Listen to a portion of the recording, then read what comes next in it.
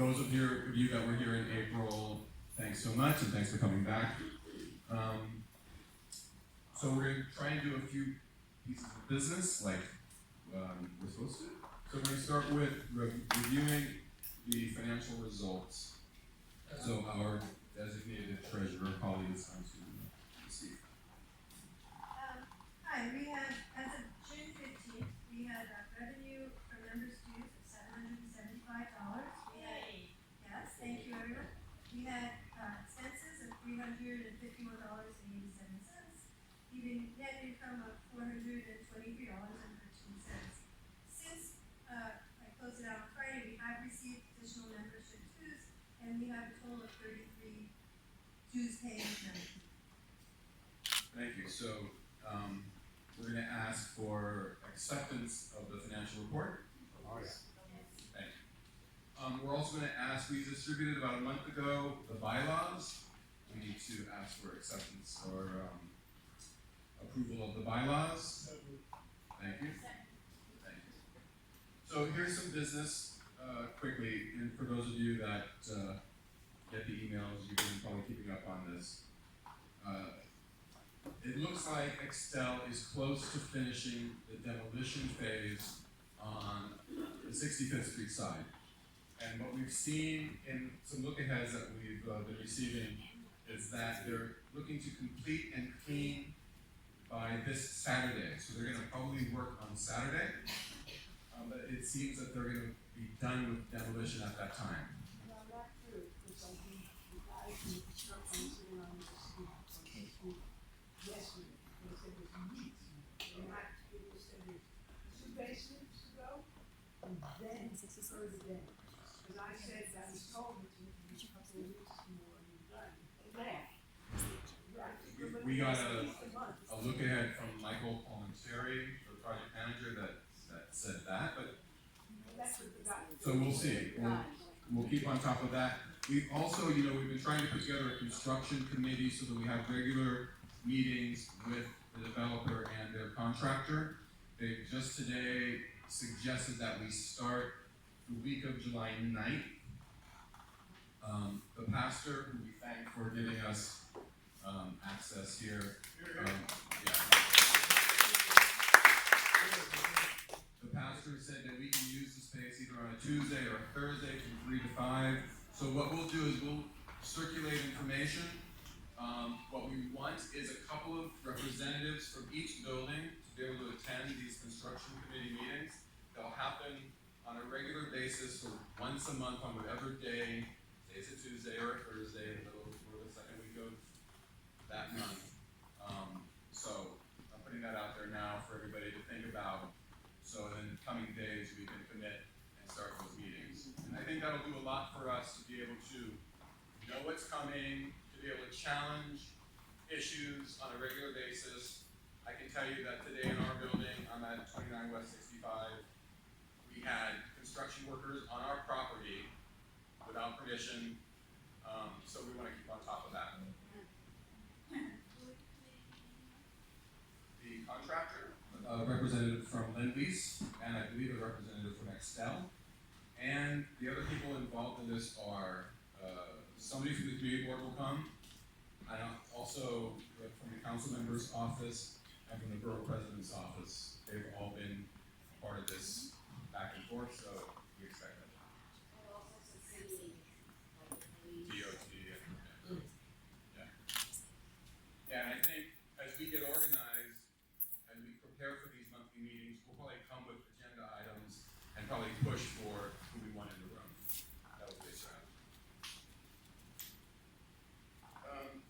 Other business that we've been taking care of, you may have seen, we've been, and thanks much to Juan Love, we've been focusing a lot on traffic and illegal parking.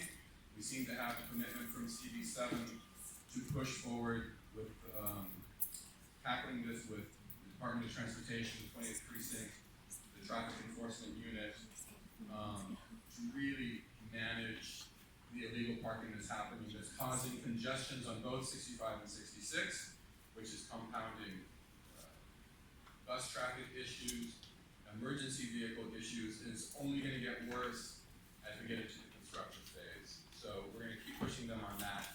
you'll see hopefully some progress there. You may have seen also that another initiative that wanna help lead, we did a walkthrough of the neighborhood, and I think it was Monica Blum of the bid, and we were walking by all the delivery bikes in front of Shunli, said, you know, you can get a bike around. And we just got in the CB7 Transportation Committee a bike corral approved. It will go to the full committee next month, and we're thinking that by September there will be a bike corral in front of Shunli where all those delivery bikes can be locked up so they're not on the sidewalk anymore. Just for that, or it's fine. It's for anybody's bikes. It's for anybody's It's not gonna be bikes. like a city bike. No, it's not a city bike thing. It's for anybody's bikes, but it's a way to get the Shunli guys off the street. We'll start with one rack, and if it looks like it needs to be expanded, maybe we can expand it. We also think that that bike corral off the curb there in front of Shunli will also deter people that all the illegal parking that's going on there. So, and it's one of the things that's been interesting in this process to realize, just walking around the neighborhood, where people say, oh, you know, you can have this, and who knew that you could have a bike corral? So, and and it was a very simple process. What does it look like? It's a planter, and then 25 feet further it's another planter, and in between it's a bike rack. And Shunli was so happy to see this happen. They are all about making sure the planters are fine, keeping the bike corral clean. They said, we've been wanting this, we didn't know how to do it. So, everybody's happy. Also, you know, we've been developing the relationship with the 20th precinct. You probably saw some news about Dwayne Reed's, you know, all the larcenies that were happening at the Dwayne Reed's. Thanks to a lot of your letters and the pressure from Captain Mallon at the 20th precinct, they seem to be changing their policy. They seem to have security guards now at the Dwayne Reed's, which hopefully will reduce the amount of crime. What was happening was people from out of the neighborhood were coming in, robbing stuff, leaving, and probably selling it at flea markets. So we made some progress there. And starting in July, they're rolling out the Neighborhood Coordination Officer Program here. And what that is, it's like how New York used to have beat cops. Well, the beat cops are coming back. In the 20th precinct, which is I think 59 to 86, they split it into 3 phases. And so, or 3 sectors, 3 zones. We are going to be one zone. There'll be 2 neighborhood coordinating officers, attached to us, and their job is to be responsive to our needs, to come to meetings like this, to hear from folks like us who will say, we want attention on here. We're seeing graffiti. Can we do something about this? Or thefts are happening in our lobbies, and so we think that's a very positive thing. And the Captain Mallon's been great to work with. So you're going to see that rolling out in July. Couple more things to be mindful of. Mayor de Blasio has a town hall in our neighborhood, June 17th at 6:30. It's at PS 191. June 27th, I'm sorry, I wrote that wrong.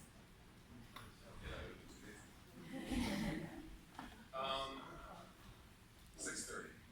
I'm going to send a link out that gives you an opportunity to register for the town hall. In that link, there's also an opportunity to write an area of concern. It seems like the biggest issue for our neighborhood presently is construction and zoning, but of course you can put your own neighborhood, your own concern. I suspect because it's at PS 191, because we've all probably seen all the news about what's going on in middle schools and high school admission processes, that he's there to make a point about that, but if we can get in space about our concerns about construction and zoning, it's a good thing. At PS 191, which is at 300 West 61st Street. But if you're on our mailing list, you'll get a lot of reminders. Also tomorrow, for anybody interested, there's a CB7 land use meeting, 7 o'clock, at their office, 250 West 87, where they're going to address the too tall building situation. And CB7 said, bring some folks. So, Since they already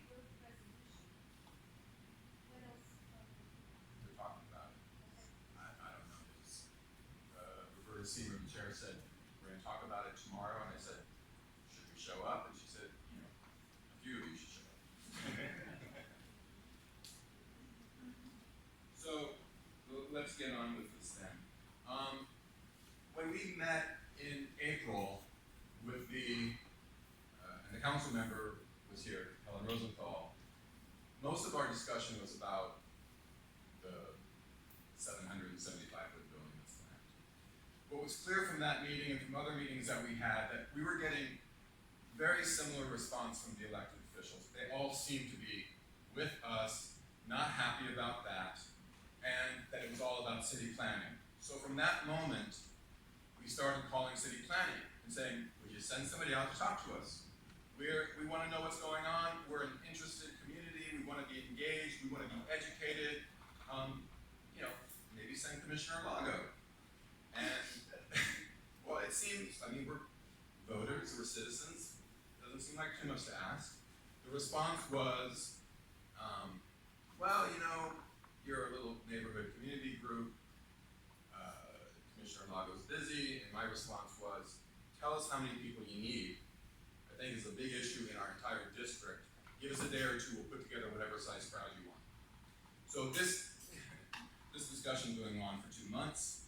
We continue to be in their face about it, requesting them. Now we're just asking for somebody to come with a PowerPoint to show us what's going on, whether it's the commissioner or not. So where we are today is we've invited a couple people out to talk to us, to review the zoning issues on a technical level, to review what's going on in the city in a general level, and to talk about what some people are doing to deal with this. And then as a group, we should address what our next steps should be and what level of commitment we're ready to make to focus on this, because this is our neighborhood, this is our community, and we should have a say in that. I think last meeting, I think you talked about the single stream project that was gonna start. Yes. So, given that we may be too late for these towers over here, there should be time for us now to start organizing early, to start talking about that. So could we Yes, start and we will. working that? And this, I'm gonna hand it over to George James, urban planner, who is getting involved in what's going on there, and will include that in his discussion, 67. Well, maybe this meeting coming up with city planning, whatever, I think that Sure. should be raising that issue, always at time. Absolutely, but we're gonna also, it's gonna be part of what we talk about tonight. Everybody, this is George James.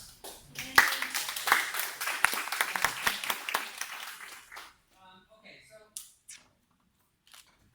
some of you, I see some familiar faces in the crowd here. So some of you have seen this before, but you actually haven't seen this version of it because this is brand new. I have lots of brand new stuff in there about the ABC property at the end. Lately I've been working with Landmarks West, so there's still a lot of east side focus to this, but I'm also including a bunch of stuff for the west side because of them and also because so this building here, 432 Park Avenue, was my wake-up call because I'm an urban planner and I do zoning and development issue. You know, this is my area of expertise, right? And I view this site and I saw this building going up and I was just like, as it was going up, I was like, well, wow, it's enormous. And I kept thinking that it was going to be topped off. And it just kept going up and up and up and up. And I was like, how could this happen? Because I didn't understand how it could happen, and this was my field. Because the really big buildings in New York, or the buildings that we think of as really big, none of them can be built today because they're all too big. They were all permitted before 1961, and so they're all like well over 20 FAR, or at least the older ones that we think of. But this one, 432 Park Avenue, towers over all of them, towers over the Empire State Building. And so, so how did that happen? I went to look at the zoning, right? There have been some major rezonings and special districts that will allow, in some cases, buildings over 20 FAR now. What's FAR? Okay, so that's the floor area ratio. It's how we regulate building size in New York City, and I will explain that in a minute, all right? Sorry, I was getting ahead of myself, I apologize. So like Hudson Yards in East Midtown, people have been talking about that. They've been rezoned to allow for enormous new buildings. And 432 Park Avenue is actually in East Midtown area over here at the very top. I don't do that yet. And it's at the very top of 57th Street. But it was built before it was rezoned. The rezoning, underlying zoning had been in place since 1961. The same zoning district had been in place since 1961. And it was actually downzoned slightly in 1982. And so the question is, wrong way. So we had 2 generations for this building to happen. And the questions that I had to ask and answer for myself is, why are we seeing this now? And how is it happening? And it's not just this building, as you know. This was the first notable one. Okay, so first let's talk about why, right? And this is my complex graph for the day, right? Which is essentially building height versus building cost, right? It's nonlinear. As you get taller, it's more expensive to build. And so you'll get a curve. But new technologies are essentially bending that cost curve. It is now cheaper to build tall than it used to be. An architect friend of mine who does tall buildings, he says 50 is the new 30, meaning 50 stories is the new 30 stories when it comes to cost. So the costs are going down. And then there's this market. I changed this to building revenue on the y-axis. The market is now placed a premium on height and views. And so when you have increasing revenues and decreasing costs, you have increasing profit. That really tells you all you need to know about why you're seeing it now, right? It's money. But how? How is it happening? Because in most places, we talk about rezonings all the time, but in most places, actually the zoning hasn't changed, or at least the underlying zoning hasn't changed since it was instituted in 1961. So how are they getting so massive? All right, so I'm going to talk about a few of the techniques that developers are using, the loopholes, as we call them. Something called interbuilding voids, and I'll explain all of these, which are enormous mechanical spaces, things called structural voids, patios and terraces. This is a building with a hole in it that they call a patio or a terrace. And then there are some buildings that are being planned as stilts. Number 2 is gerrymandered or sculpted zoning lots. Zoning lots that are drawn in such a way that no one ever intended them to be drawn to maximize the amount of floor area or to flout the zoning rules. This is 200 Amsterdam in your neighborhood.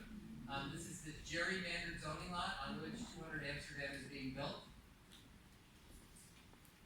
And then finally, enormous floor-to-floor heights. Used to be 10 foot was generous and it was 12. Now 16 feet is the floor-to-floor height people are seeking.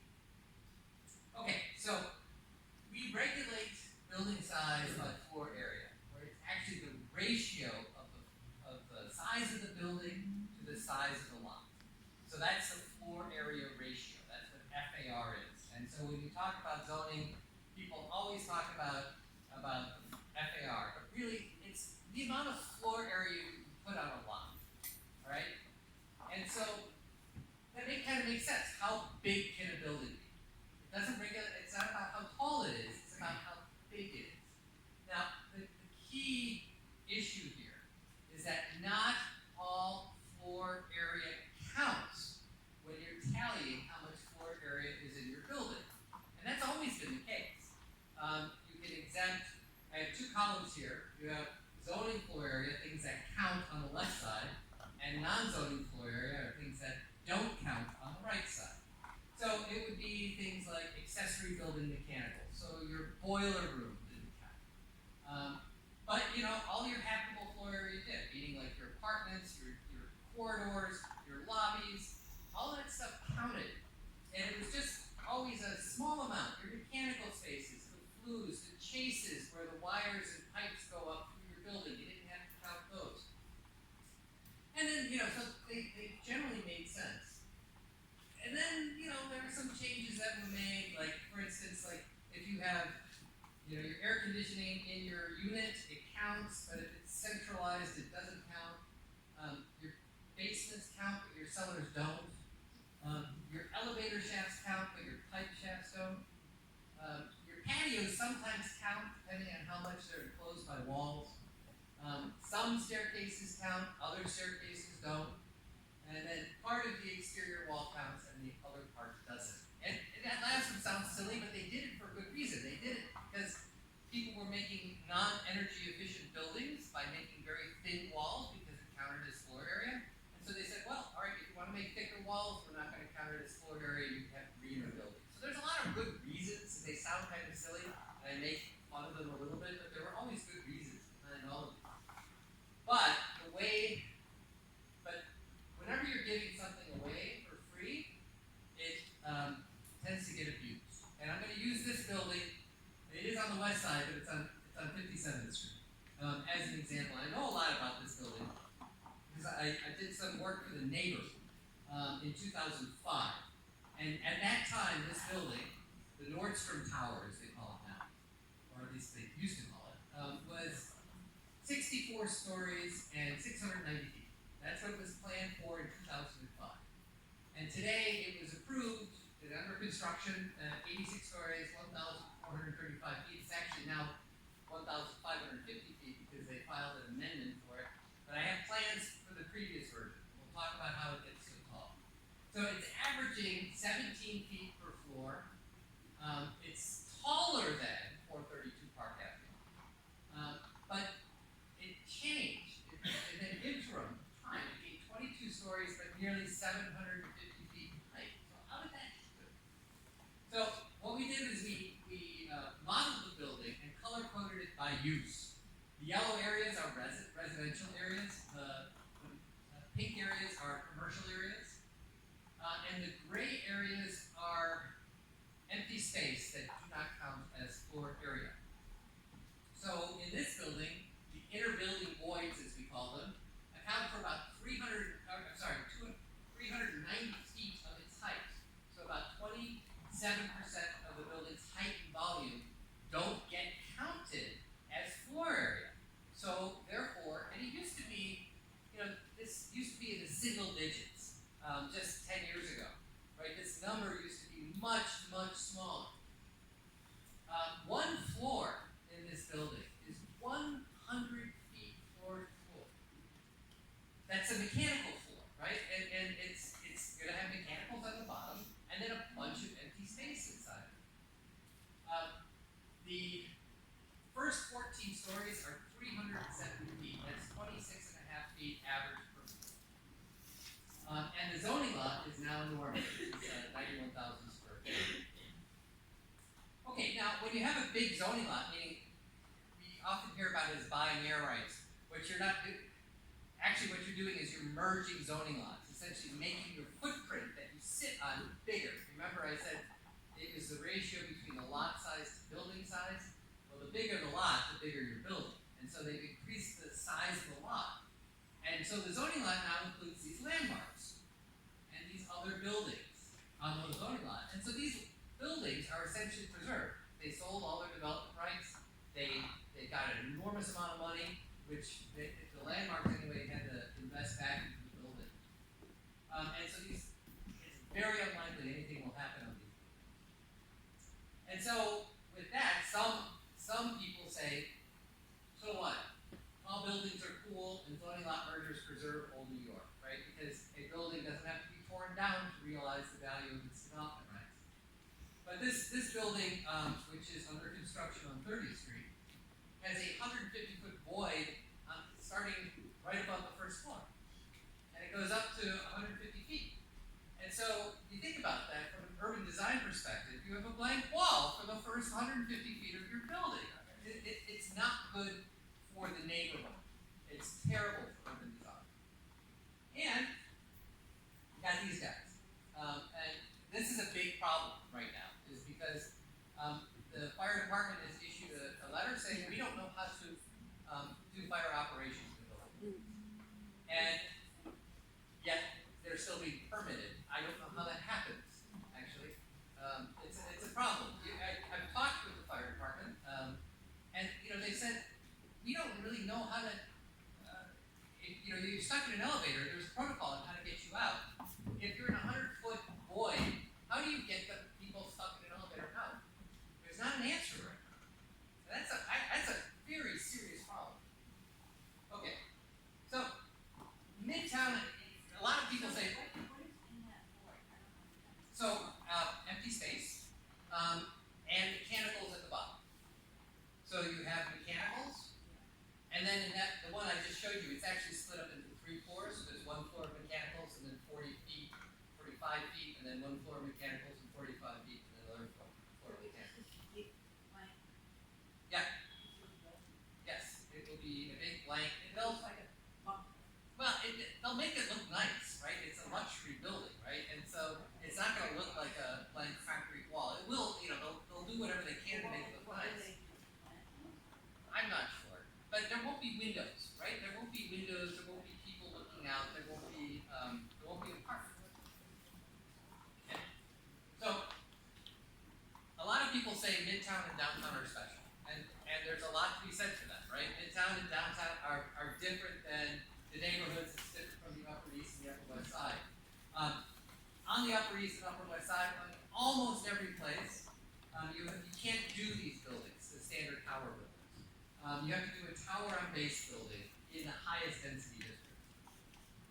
This is a great example of it, right? So you have a building base that comes right to the street. It's between 60 and 85 feet tall. Then there's a setback, and then there's a tower. And the tower has got to cover at least 30% of the zoning lot, and no more than 40% of the zoning lot. And then on top of that, at least 60% of the floor area has to be underneath 150 feet in height. It's a very prescribed building form, and we see these all up and down the Upper East and Upper West Side. And typically they top out at about 300, 350 feet. That's about as tall as you can do. Traditionally. Okay, so we're now seeing crazy tactics on tower on base buildings, and it's kind of merged. Now you don't get them over 1,000 feet, typically because of these rules. But this one is on 88th and 3rd Avenue. It's under construction now. So what they've done here is they merged the zoning lots with the buildings in pink next to it. And so that void that you see in this building is only 34 feet, so it seems kind of modest compared to some. It starts at 150 feet. Remember I said that 60% of the floor area needs to be below 150 feet, so at 150 feet, you put a void, and so the rest of your building is taller. And so in this case, on top of that, the floor-to-floor heights on the higher floors are 16 feet floor-to-floor. So you put the void in there, you put the 16-foot floor-to-floor height, and you get a very tall building.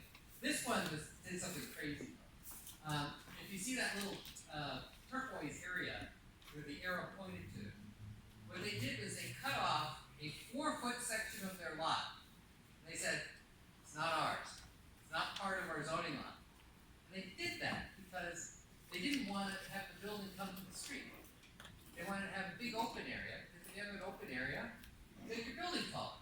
And the zoning rules kick in when you have frontage on the street. And if you cut off the tiny little lot, you don't have frontage on the street. It was a clever, unbelievably clever move. The neighbors over there challenged it. The DOT put a stop work order on this. And 6 months later, they came back, and the lot was 10 feet deep. 10 feet deep is legal. 4 feet deep is not.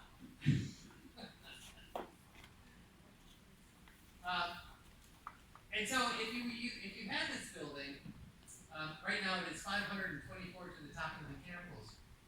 If you use the traditional assumptions, it would be 310 to the roof, 350. These are the same building, the same amount of floor area in the buildings. It's just one uses the traditional techniques that we've all become to expect, and the other one uses the new techniques. So you have this building form. This is on the Upper West Side, right? You see this all over the place. These are 2 buildings I picked out on Broadway. You see it all over the place. It's the form, and Department of City Planning likes this building. They think it creates a street wall, which is good for urban design. It keeps tower height down to more reasonable levels.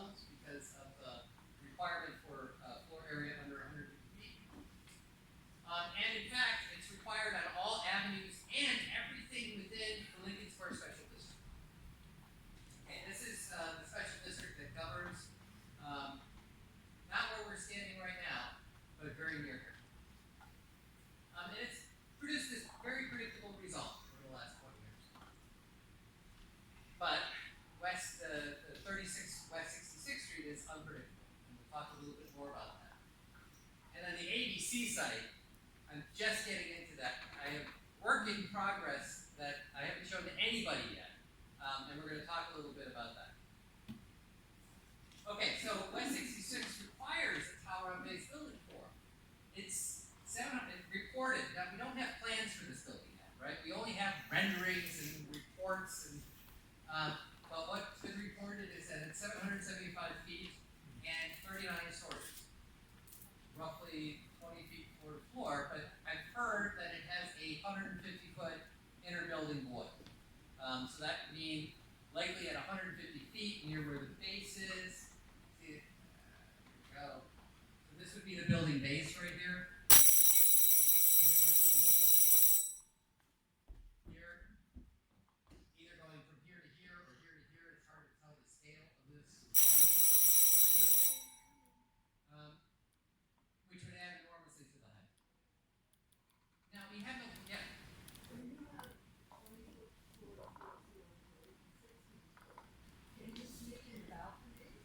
No, you're not supposed to do that, right? So that would count as floor area. Well, they do in some places. In this case, it's an average, which includes a 150-foot void, right? So the apartments themselves would be lower. A lot of times when I say the average, that's the average. The median would be lower. It should be most of the apartments. 16 is small. There's no doubt about it, but people like it.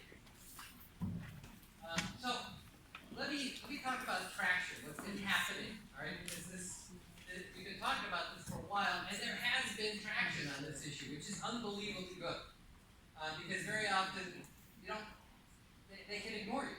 And so in January, the mayor publicly acknowledged that the voids are a problem and committed the city to finding a solution. In April, the FDN expressed their concern regarding the safety of these spaces. In May, I was invited, me personally, I was invited to come to the Department of City Planning to have a technical meeting with their technical staff to discuss zoning solutions to this. I was astounded, frankly, that they asked me. And frankly, what I learned there is that they recognize it as a problem. And I don't think we're on the same page, but we're at least reading the same book. They see it as a problem, but they don't see it as a problem like in 432 Park Avenue. They like 432 Park Avenue with all the voids in it. They care about the location. They don't want a 150-foot void near the streets. They think that's a big problem from an urban design perspective. And they also don't want a 150-foot void anywhere in the building. As long as you break it up into pieces, they'd be okay with it. And you know what? Breaking it up into pieces is exactly what you need in the tower on base districts. This will really help in the tower on base districts. If this moves forward and West 66th Street does indeed have that 150-foot void, well, they're going to have to find another solution if this moves forward. Obvious comment. It doesn't seem fair to the rest of New York City to give shadows so some very wealthy people are gonna have to sleep in the expensive high apartments. So it's surprising if they don't find the voids. Yeah, I would agree. I mean, yes, I think we want predictability in our zone. Predictability is really important. Could you repeat comments because Oh, they're sure. not right. It didn't seem, the comment was, it doesn't seem fair to other residents of New York City to have these voids casting shadows or darkening the sky.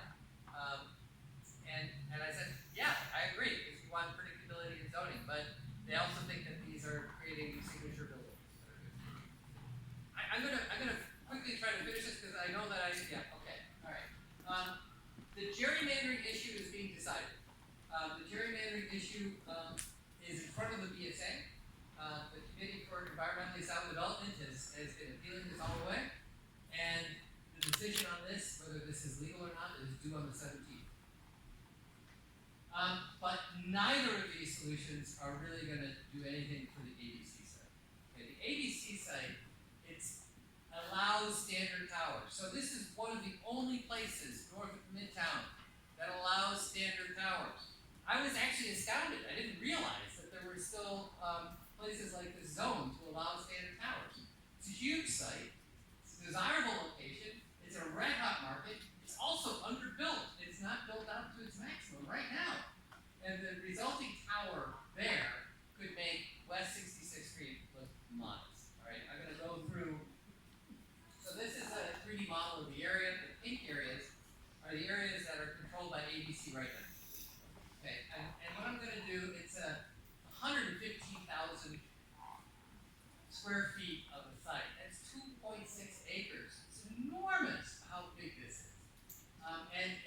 standard towers, as I always say.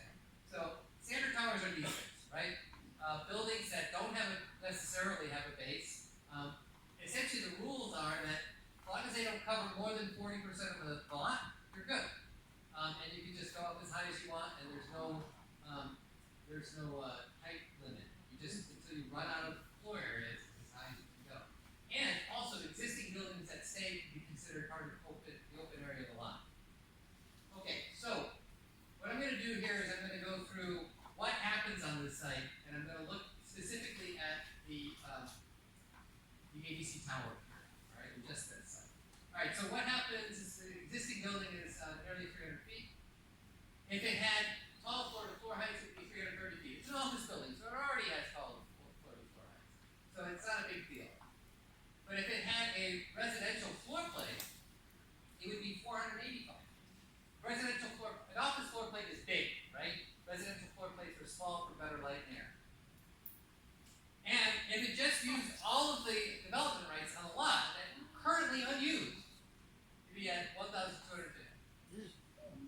And that does not include demolishing and rebuilding any of this floor area that already exists, other than on the ABC tower building. So that's assuming, yes, right, no air rights, no zoning lot mergers, no floor area from any other site, no interbuilding voids. And in fact, if you're going to build a building this tall, it's going to have interbuilding voids like 432. 432, 19 of the 87 floors have no zoning floor areas, these interbuilding voids. And it's only about a third of the size of the ABC site. So this is rare. I actually did not realize that we still had standard tower districts north of 61st Street. Right now on the Upper West Side, there's only 3 places where you can do standard towers. And this is right behind the Time Warner Center over here. You can still do it at standard tower on 60th. This is 61st Street over here. And then this place right here, which is the ABC site. So, there's a lot of questions here. The deal I heard hasn't even gone through yet. There's a very open question. The ABC building is relatively new, right? It was built in the late 80s. It seemed to be crazy to tear it down, right? And it's a very marketable area. You can rent it out as an office building. So it's unclear what the plan is or what the program is. But the zoning here is not neighborhood zoning. It's midtown zoning. And so if you were going to do something proactively, this is a place to do it. There are solutions in the works to deal with the tower on base, but there's time, and it's also really out of context for the neighborhood. Okay, that's all I got. Thank you, George. James. Talk about the process when something like this goes through, how to stop it, like what are the procedures? Doesn't it have to go through a process? That's a perfect segue. Perfect segue. We came prepared. So, we have with us Lisa Mercurio from the East River 50 Alliance. They have uniquely mounted a challenge to a situation that they had on Sutton Place. And so we're going to try and get to her presentation, but I'm going to pass the mic to Ms. Mercurio. Thank you, Charles, for asking me to come in tonight. It's been a long day for me. I spent most of my morning at the BSA today. And I just wanted to show hands. You've all come here tonight. Who is worried about mega towers? You need to be very afraid. And everything that I have and that you're about to see is pretty bad, but George showed me some stuff that was really ghastly. It's not getting any easier, folks. So, anyway. I'm Lisa Mercurio, Director of Communications, and I'm a founding member of the East River 50s Alliance, and like each of you, a concerned citizen, an activist, someone who cares about their neighborhood, this city, and is motivated to ensuring that their neighborhood, in fact, the whole of New York City, remains a wonderful place to live. After a well-publicized 3-year battle, everyone's support, sweat, time, all that our community has given up both financially and energetically. It's cost us $1.5 million so far, with a major enviable victory in our pocket of contextual rezoning that the real people of the city of New York and many civic groups have applauded. I'm sure many are asking the question, why are we still here? Why did I spend my morning at the BSA? What's left to be done and why? And what stories can we at the East River 50s tell to help all of you? So I've got a new little PowerPoint tool here. Oops, there we go. So that tower is one that George did not show tonight, and that is the looming, towering nightmare that is proposed for Sutton Place. Pretty, ain't it? Pretty horrifying, actually, because that's on East 58th Street, which is a tiny, narrow side street, doesn't have access on both sides of it. Our story begins in April 2015. That's how long we've been at it, when the whirring of serving helicopters over this street tipped off a few residents into suspecting something might be up in the sky. Soon word was confirmed there was indeed a plan to build a 1,000-foot megatower on this tiny narrow side street known as Sutton Place. How could this be happening in a residential neighborhood? So, it's like an extra. There we go. This is the East River 50s, and this is just a few members of our constituency. And that's one of our mottos, be afraid, be very afraid. And these are some of our folks that came out from one of our early rallies. And as you can see, it's just a lot of people that really care about safety and a lot of the same issues that are beginning to get addressed here tonight. Our concerned citizens, over a period of days and weeks, mobilized to form this civics group. We were preparing for a fight, and we knew that time was of the essence. No time to falter, no time for infighting. A zoning battle ends when a developer completes the pouring of his concrete foundation, and we knew our zoning clock was ticking.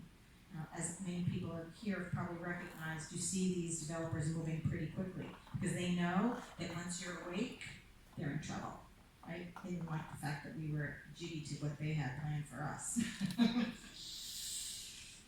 So, famous year, 1961, as of right zoning. Picture this. This is really where the story began for us and for all of you as well. West Side Story was #1. Hazel, remember her? A few people probably in this room remember Hazel. Bonanza and Gunsmoke were numbers 1, 2, and 3 on actual network TV, and Elvis was singing Are You Lonesome Tonight? That's the time frame we're talking about when the zoning of the East River 50s was created as of right. Our very own East Side Story. That's the original zoning handbook. As of right, zoning designation was really important in the 60s. The city was eager, even desperate for new construction and housing. And given the inherent limitations of construction, and even more importantly, engineering capacities, it was relatively safe. Zoning really could only go so far, it could only go so high. So as of right was something the city could say, you know what, build it as high as you possibly can, because we need housing, we need buildings, we need to be able to accommodate a growing city. But today, in as of right districts, there's no public oversight, no real review process. And in parts of the city where that zoning is still in place, a vulnerability, and as you've heard here tonight, a loophole exists for any developer that sees that as an opportunity to build as high as the sky, for all the reasons that George also mentioned. Money. So I guess in some small part I was invited here tonight because we actually won a rezoning designation for our neighborhood. In November of 2017, it was a difficult 3-year-long initiative to revise the city's zoning laws to protect the residential side streets of the East River 50s. Previously, our community had been the only residential neighborhood in the entire city without protections. So we're also the only community-led initiative right now to have effected a new zoning change for our neighborhood. And I've heard the borough president say on many occasions, talk to these people, they're the poster child. Because we really did it by the book. We did it by the book, we did it according to the rules, we did it nicely. And I can promise you, there were many moments that I didn't feel too nice. Still today. Okay.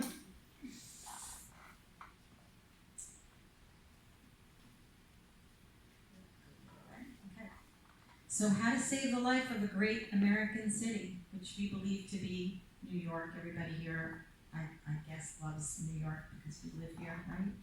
And it is special.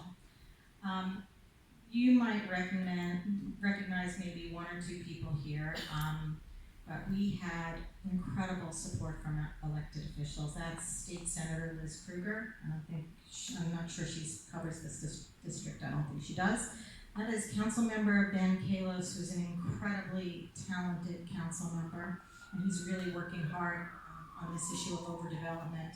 Lots of other heinous things are going on in the city. It's another one of our IRFA leadership members. There's the borough president, and there's Dan Gorodnick, who is termed out in terms of council member. But our district went between two different council members, so they both signed on to our application to rezone.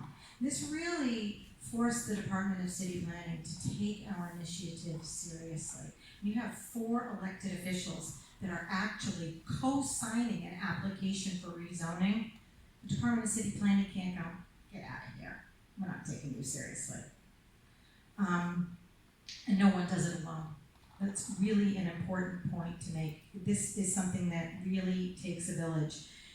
What you may find in this room as you move forward and you choose to make decisions about how you want to protect the area that you live in, there will be a core group of people. I already know, right back there, Charles, I already know that there's a core person in here. But look amongst yourselves. Look at your neighbors. Get used to seeing these people, because I could tell you that in the 3 years' time that I've been fighting it, I have the same people showing up to my town halls one Thursday every single month. And in the few times that I've come out to this district, I see a lot of familiar faces as well. It's because you care, and you have to care. You have to care, because otherwise this city will not be something that you recognize. Mechanical voids will exist, walls will exist that are completely antithetical to what really truly makes a city a great city, right? We don't think about these things because we're all the eyes and the ears and the boots on the ground, right? But right now, when you are seeing Extel putting this building up there, I'm going to impress this upon you. If you see something, say something, has a lot of meaning with respect to development. We talk about it for terrorism, but if you see something, say something as it pertains to development and overdevelopment is very, very meaningful, because they go to any lengths to get away with stuff, right? Like after hour variances, your Saturday morning, 7 a.m. Nobody wants to hear that. Nobody wants to hear the kinds of things or see it, or the dust or the dirt. Pay a lot of money to live here. We also had incredible legal expertise, and that comes with a pretty significant price tag attached to it. Understanding zoning issues is a highly nuanced area, and knowing what your possibilities are, what you can hope for with respect to your zoning, how you can possibly change it, that's something that lawyers and city planners and zoning experts like George can weigh in on, because they know the way the Department of City Planning works. And the Department of City Planning is paid by us. This is a government agency that we pay for it. They're not appointed like the mayor. The mayor picks them, but we pay for them to represent us in ways that, and in buildings that we can hope to live with. Just two last final things. A concerned media is very helpful when you are fighting a zoning initiative. You have to be very careful in working with the media. You don't want to make elected officials and government agencies embarrassed. You won't get anything. The desire to do that, trust me, can be great. And as somebody who's had to lead the charge and listen to constituents saying, why aren't you complaining about this? This mayor isn't doing anything. You've got to get this. You got to calm down, people, because really, this is a situation where consistency and messaging and letting people know that you're doing things by the book and you're doing it right all the way and that you're rational leads you to a much better outcome. It's not that sexy, it's not that fun, but you want results, and you want results that are going to make the most people happy. And finally, within the realm of this room, if you're serious about fighting for your community, there's a big deal called fundraising. I threw a number out there, $1.6 million, that's real. Where are you getting $1.6 million in this group? Anybody have an idea? You want to tell me? Not yet? Not yet?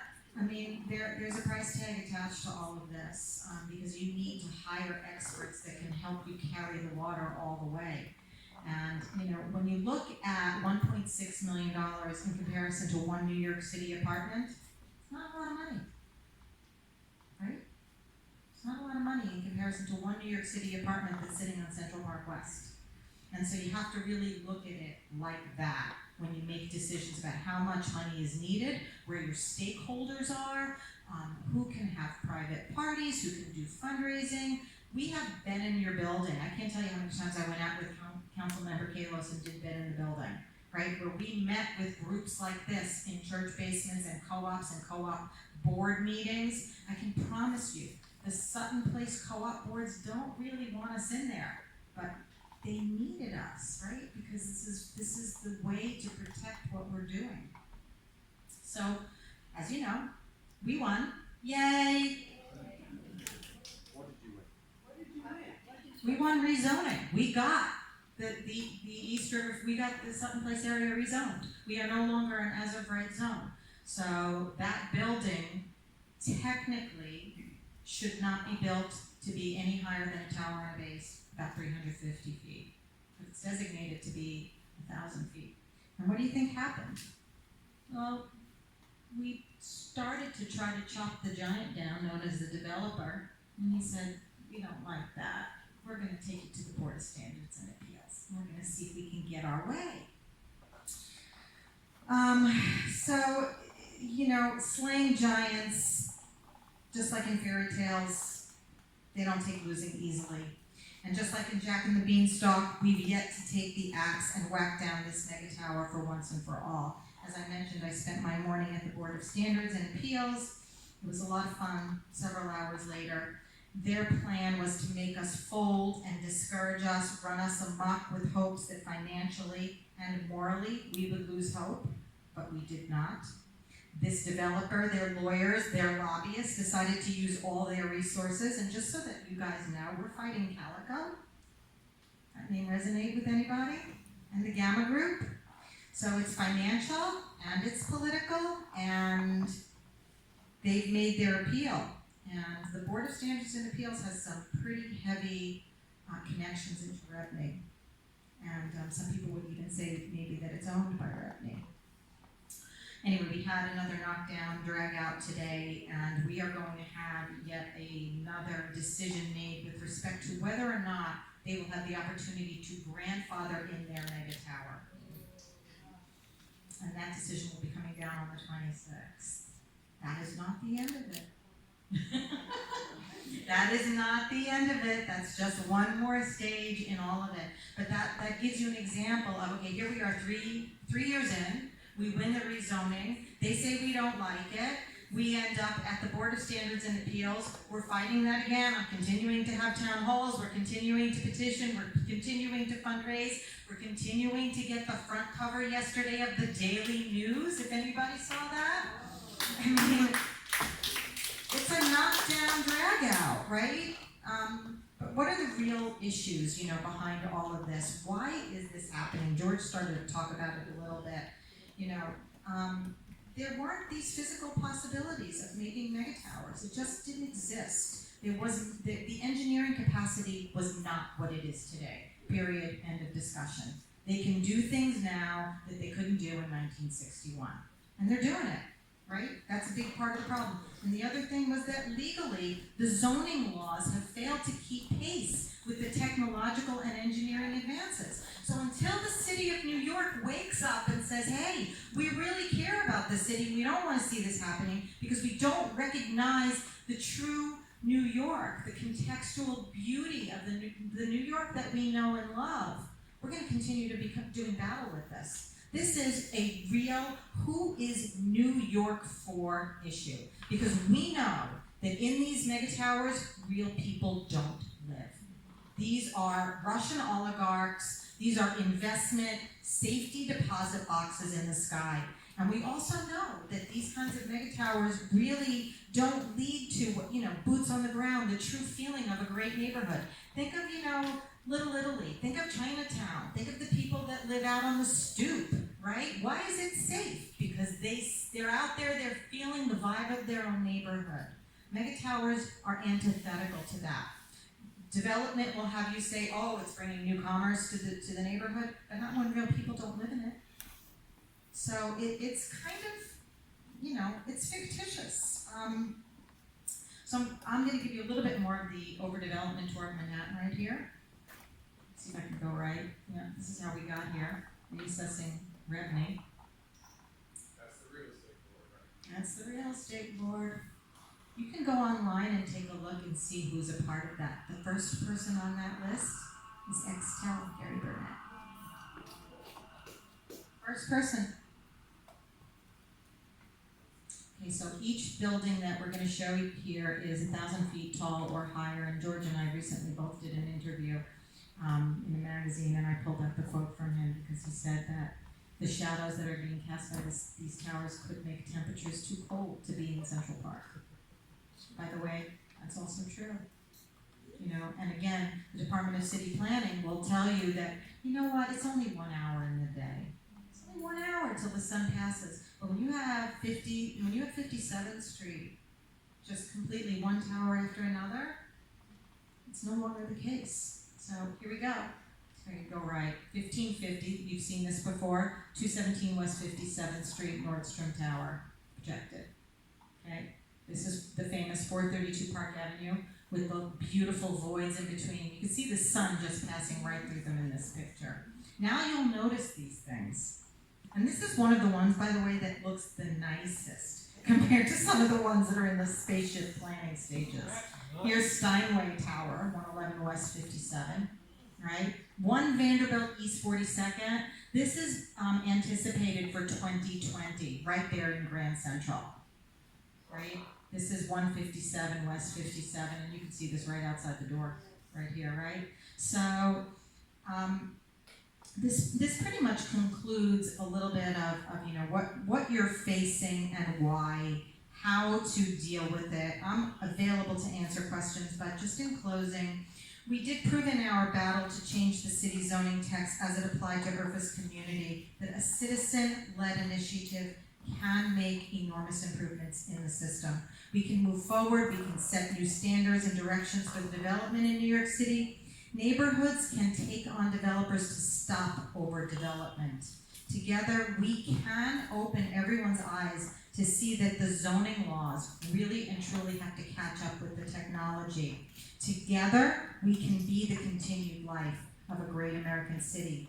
And finally, our number one motto at the East River 50s Alliance, and you're welcome to use it, is we're not against building. We're really not. We only say build it right.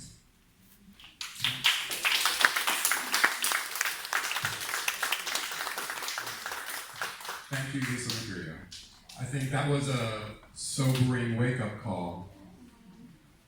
So who's ready to jump in? Will you take some questions then? Please. And maybe There, Dave will answer the that. word out on the street, so so to speak, is that it's too late to deal with what Excel is proposing on 66, and we should be concentrating on ABC. From your perspective, is it in fact, number one, too late? And number two, when is it, if you say it's not Okay, too so late? here's the golden rule. Once the concrete foundation is built, the fix is in, there's nothing you can do. It depends, and I've said this to a number of other constituents here, depends on what you really want to accomplish. Too late to change your zoning, too late to try to get this to be a little bit more in keeping with the context of this neighborhood, too late to stop this period. I'm not gonna kid you, you have one of the most dexterous, developers out there working in this situation, and we got very lucky because we had a full moron out at the beginning of ours. Somebody who hadn't really done it before, so he ended up in bankruptcy and it bought us some time, right? But, George may be able to say a little bit more about the zoning and changing the zoning. Well, I will also say this, is that, I've tried to mass out a 775-foot building on this site using zoning rules. I can't, without breaking them.